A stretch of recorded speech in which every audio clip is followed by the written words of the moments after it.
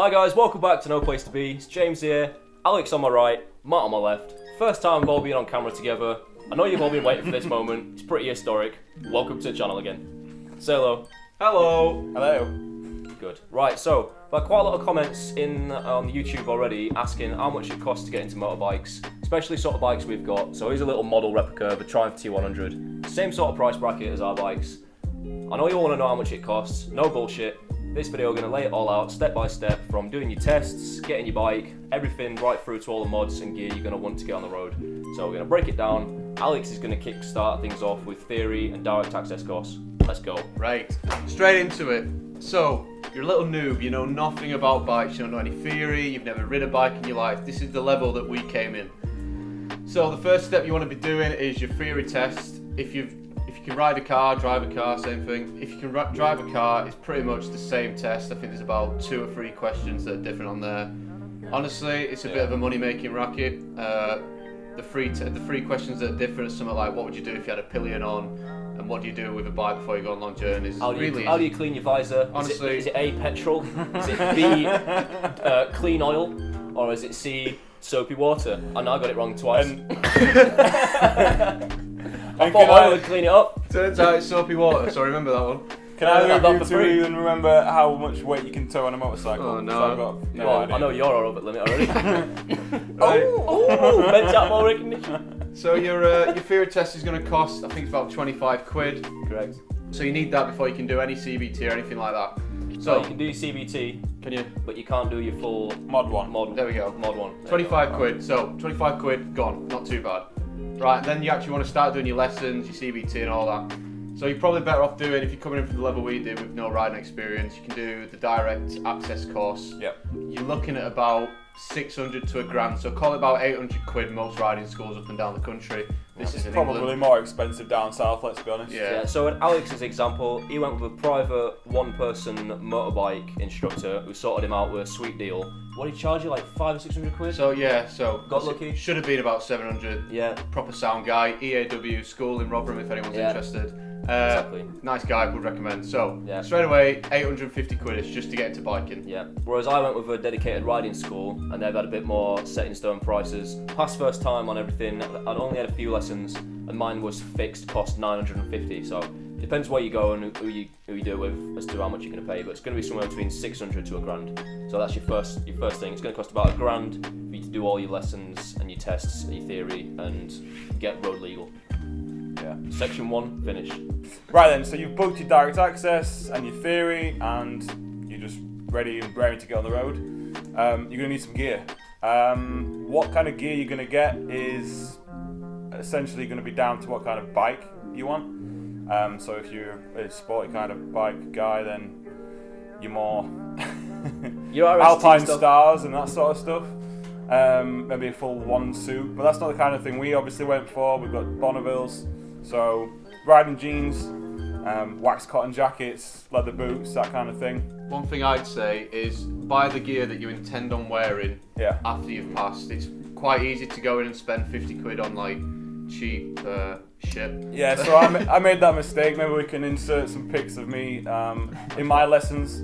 I didn't know I was going to get a Bonneville off the bat. I was sort of jumped the gun from these two guys, thinking I was going to buy a cheap bike, went ahead and bought some cheap gear to go with it. Very quickly turned out I just didn't need that cheap gear because I wanted to look the part as soon as I passed, so it only got me through my lessons, and at that point I thought it looked stupid, at least on the Bonneville. But with that said, if you're wanting to get something to set you off and last you a good amount of time, you're going to want to spend decent money. So you're looking at a minimum of sort of £200 for a helmet, Well, at least that 150. probably for a jacket as well. Jeans anywhere from £80 to £160. I mean, these are sort of A-rated, decent jeans. You don't want to go too cheap, of course. Boots, again, another 150, 200, depending on what you want to buy. But you're looking probably close to the price of the direct access course just in gear again.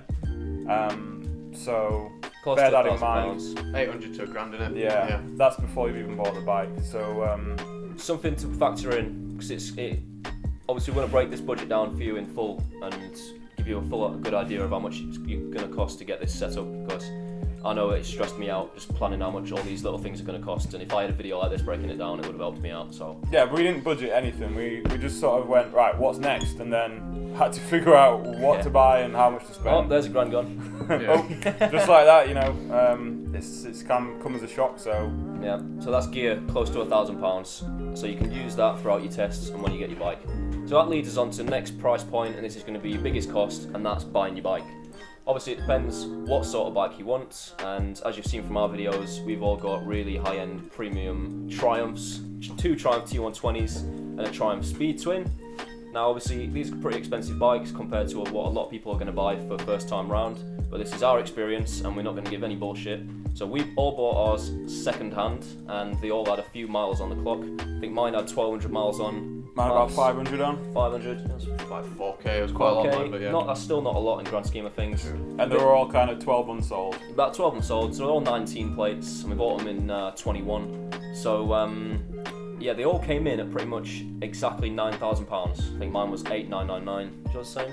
It's about 9.4, I think. 9,400. About 9. You're 9, Yeah, so yeah. all similar price. So that's going to be your biggest outlet. And one thing to say is make sure it's the bike you want, because it's going to be hard to sell it again, and you want to make sure that you're riding something that you really enjoy and aren't intimidated by. So yeah, that's going to be the biggest thing to factor in, is the initial cost of that bike, and if you want to pay it in full or if you're going to finance it. But one thing to note is you can't finance a bike in England without having a full motorbike license. So if you want to pay it off, you're going to have to take a loan from somewhere else, or family members for example, and pay that back. So if you are thinking of buying the bike before you've passed, make sure you've got the money in full, or you're going to have to finance it after you've passed. Right, so you've got your bike, you've passed your test, need to get on the road. So what do you need to do? 2 things the British government love: tax. for no reason, I don't really know what you're paying for because the roads are shit, but anyway. So to tax a bike like mine, it was about 100 quid. So most bikes you're probably looking at between 100 and 200 quid just to get that taxed.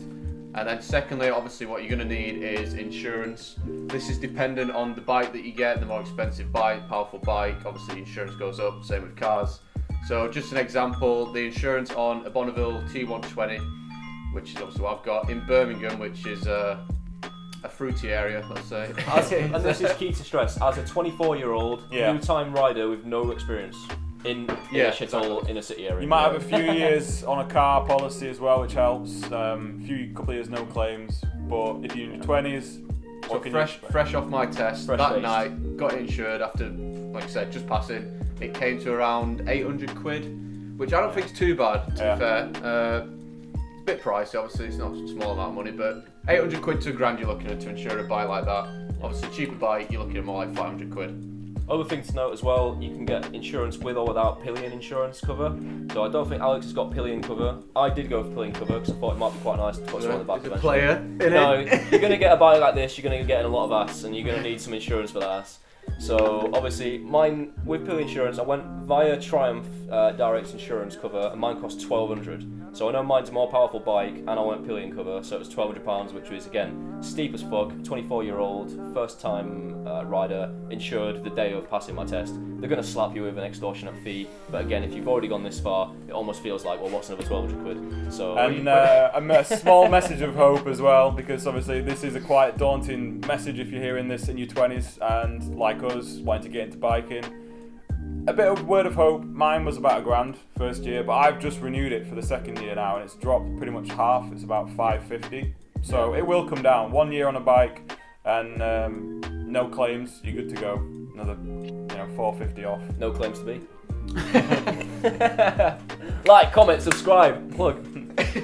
Right guys, so that's your bare minimum. I'm going to put on the screen here now roughly how much that's going to cost using our bikes as the example. So that's your bare minimum, on the road, you're legal, you can ride around with your mates. However, it does not stop there. If you want to keep pursuing motorsport as a hobby, you're going to have more costs, and now we're going to go into these extra hidden fees, which you probably would want to know about, especially given we've got some good experience. Yes, I mean, I'm pretty good to talk about this. I've just bought a luggage racks and pannier rack and a little love handle by Motone, it's called. So basically what you need that for is if you plan on doing any trips at all for longer than a day or two, obviously you're going to need storage and clothes and all that kind of stuff. So that came to around 150 quid for the actual racks, and then the pannier bags I've not bought yet, but Matt, I think 200 quidish, something like that. Yeah, I mean, I bought some quite premium ones, the Burley brand, quite cool wax cotton, but they're only in America, so you've got to factor in, if you want to get something from afar, import duties, as daft as it sounds, there's probably another 50 quid there that I had to pay, but Yeah. you know, 250, 300, even up to £400 for a good set of throw-over saddlebags. I think mods you could probably go as far as you want, but these are the basic mods that I think most people probably will do. They're not so much mods. So obviously we're talking pannier rails and saddlebags. So for the rails and saddlebags, you're talking somewhere between £250 to £400, depending on how premium or styled you want to go for those bags. So one other thing to consider, and something we're currently going down the rabbit hole of, is camera equipment. If you're getting a bike and you spend all this money, for me, obviously it's down to you what you're spending money on, but for me it's worth investing in this, because when you're going on mad rides through some like insane areas, especially when you get into like international trips and stuff, you want to look back on it. So About creating memories, isn't it? exactly. Yeah. So one thing we've got is the GoPro, which is there. Hero 10. Hello. So that comes in with all the mods and stuff. You're looking about 500 quid. Honestly, GoPro Hero 10 I think is the peak of action cameras right now. It's insane. Yeah. Do you think you can get a full 4K camera that can attach to your chin, go underwater, do everything? And it's you look back 10 years ago, it's better than most cinema cameras that they put in Hollywood. It's pretty insane that you can get this nowadays as an ordinary person. So it's good. Actually, I think you can get it online from GoPro, the subscription, for about 350 quid. About 400 quid I got, yeah. Yeah, so obviously you can spend as much as you want on all the little accessories and handlebar attachments and helmet attachments and stuff, but you can probably get it for under 400 these days. And but one other thing to note as well is you might want to get some editing software on your laptop just so you can run it through, and that might even mean investing in a computer system which can run full 4K video. That's another video. My laptop's got 6 gig of RAM and it's not too old, but it does sometimes struggle to process full 4K HEVC video files. So there is ways around it, but again, if you're going to want to be interested in moto videography, a computer that can actually process such high quality videos is going to be quite important. You'd be surprised how many little things prop up, like we mentioned at the start. You don't know what you're going to end up going down when you get into this sort of thing with a motorbike. You might be saying, well, I'm not going to bother about doing YouTube, but at the end of the day, if you're going to create some memories and look back on something, it's worth having a couple of these gizmos. Yeah, so the GoPro's the bog standard. If you just want to look back on a ride, GoPro on a chin mount. If you then want to start going down this YouTube or creative outlet, then you've actually got some big investments to do. Creative talent. So we've got little mic down here and little stuff like that, which James uses on his videos, which is why the exhaust sounds so good. Is that the H5 Zoom? Is that what it is? Yeah, Zoom H5. Yeah. So again, it's a little bit of a money sink. Luckily, I was quite into photography before this YouTube, so we're filming on my Canon, and iPhones these days have an insane camera. For the money that you spend, it depends how deep you want to go, and we'll probably make a separate video on camera equipment and mic equipment and all that, because it's not really tied into what you need to start biking. I think we've covered all that. So, all in guys, what are we thinking? Minimum? So for our own experience, for these bikes that we've bought, premium bikes, I'd say somewhere between £12,000 and £14,500 based on our own experience with all these extras that we've gone for. But really, it's an infinite, never-ending scale. And you'll soon realise that once you've got the basics, you're always going to want something else, and it's always going to be a Christmas present or a birthday present away, or I've just got a bonus and I don't deserve it sort of thing. So that's your bare minimum. That's where it's going to set, but it'll creep up. But once you've bought all the basics, that's going to be done, and it's going to be a little. If you wanted to, you could just cruise around on that forever now. And Yeah. one more thing I'd say is stuff like your bike and your gear. These are one-time buys that then last you years. It's not like 14 grand a year, like fucking hell, it's gonna be expensive. Like your tax, insurance should come down. Gear you can keep, bike you're obviously gonna keep. So once you've got this like lump sum out of the way, and again this lump sum spread over a period of a year, obviously you got to get your bike and your lessons, and it's not just big fat 40k. And finance if you want. YouTube will probably pay all this back for us in about a year, because there's so many subscribers pouring in and we're making so much money out of this already. Nah, just kidding. But if anybody does want to sponsor us and help out, because you can see we've just bled a lot of money into this, that will be much appreciated. So please do hit us up for brand collaborations and comedy nights if you want us. So that'd be great. Yeah, so to summarise, somewhere between 12, 14 grand for these kind of bikes. It's not cheap, but you already know that. And on that, while you're here, leave a comment what kind of videos you want to see in the future. Hopefully this video has made it clear on how much money you're going to be spending on biking. We wish you all the luck getting sorted, because as much as a money sink it is, it's the best thing I've done. Probably speaking for you two as well, saying it is. We're 6-8 months into biking already, and we've already made some like mad memories. Exactly. So yeah, stick around, leave a comment what you want to see. Hope this video has helped out a little bit. Make sure you like, comment and subscribe to No Place to Be, the next big thing on YouTube. Thank you for joining. Bye.